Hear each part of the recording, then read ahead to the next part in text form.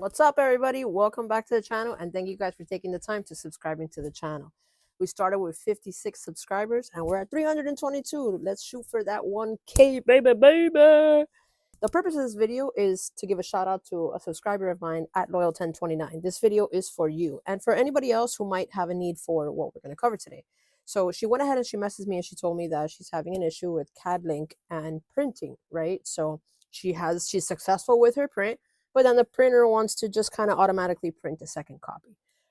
It is so freaking common with Cadlink and Epson and printing and yada yada yada. But the solution is so simple. When I tell you so simple, you're gonna be like, "Oh my god, it's so simple!" So, at Loyal1029, this one is for you guys. Thank you for liking and subscribing. I love the comments, guys. I try my best to answer everybody who asks a question for me.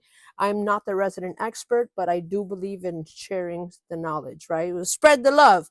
So again, thank you for the subscribers, guys. Keep it going. Let's get to that 1,000. Let's check out this solution.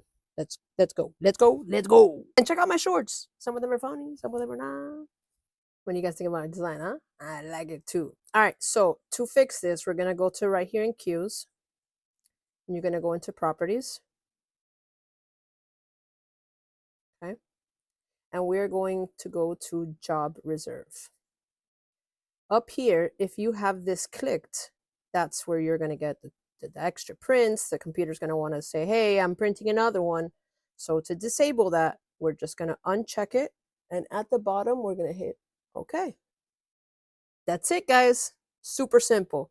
Make sure to like, subscribe, ask them questions. Peace out. Till the next time, your girl, 3Js.